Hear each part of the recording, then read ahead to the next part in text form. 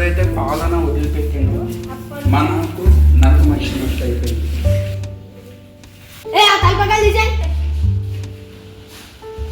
కేసీఆర్ ఉన్నప్పుడు మంచిగా రైతుని ఒక రాజులా చూసింది. వెళ్దాం.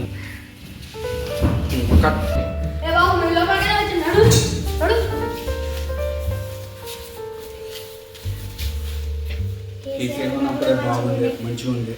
10 సంవత్సరాలు రాజ్యాన్ని వెళ్ళింది, రైతులను ఒక రాజులా చూసింది. ఆయన మహనీయులకు మహనీయుడు మన కేసీఆర్. అలా దగ్గర పోదాంపా. అందరు ఎట్లాకి వెళ్ళి ఒక్కళ్ళే రావాలి లోపలికి.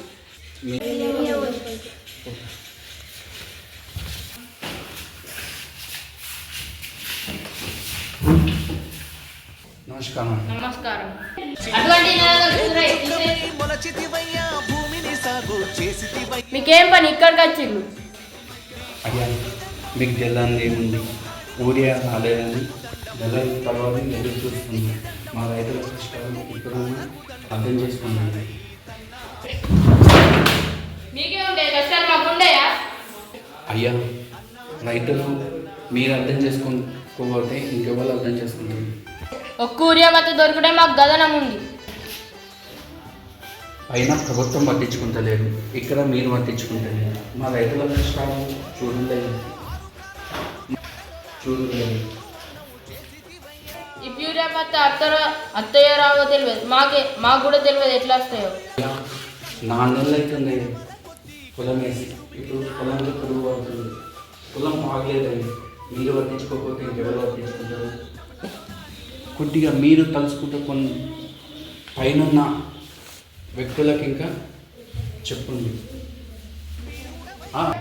నేను అగ్రికల్చర్ ఆఫీసర్కి ఇన్ఫార్మ్ చేస్తాను. సరేనయ్యా. మీరు వెళ్ళండి, వచ్చేలాగా ఆగచ్చు. కొన్ని రోజుల వరకు అవి వస్తాయి. సరేనయ్యా, పోయి వస్తా. కాళ్లకు దండం అన్నారైతన్నా మాయన్నారైతన్నా. ఏమైందయ్యా? కొన్ని రోజుల వరకు ఆగమన్నాడు ఊరే భక్తం. ఈమె లాస్ట్ ఏమో కాంగ్రెస్ పాలన ఆయన ఉన్నప్పుడే మంచిగా ఉంది, రైతులకు అన్నం పెట్టింది కేసీఆర్. రాగాలు తీసిన రైతన్న నేడు గాయాల పాలాయనే. రాజులే బతికిన రైతన్న నేడు దారిలే నోడాయనే. రాగాలు తీసిన రైతన్న నేడు గాయాల పాలాయనే. రాజులే బతికిన రైతన్న నేడు దారిలే నోడాయనే.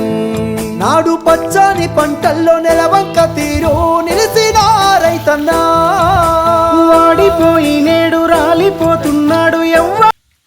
ఏం రా మన రైతుల బతుకు ఎప్పుడు మారుతాయి? ఇంతేనా మన రైతుల బతుకు? ఇంతేనా? కానీ వచ్చే ఎలక్షన్లో మన కేసీఆర్ సార్ ముఖ్యమంత్రిగా మళ్ళీ కొలువు ముఖ్యమంత్రిగా ఎందుకు అలా ఎందుకు అనుకుంటున్నారు? అంటే ఇప్పుడు 1 సంవత్సరం గడిచిపోయింది, ఇంకా 4 సంవత్సరాలు మనవి కాదు, 4 సంవత్సరాలు మనవి కాదు అని కళ్ళు మూసుకొని ఉంటే మళ్ళీ గెలుపుతారు. మన కేసీఆర్ సారే మళ్ళీ గెలుపుతారు. మళ్ళీ మన తెలంగాణ పునర్జన్మ మళ్ళీ తీసుకొస్తారు మన కేసీఆర్. మన సార్ జై తెలంగాణ. మన కేసీఆర్ సారే మన సారే చల్ సారే కావాలంటున్నారే తెలంగాణ.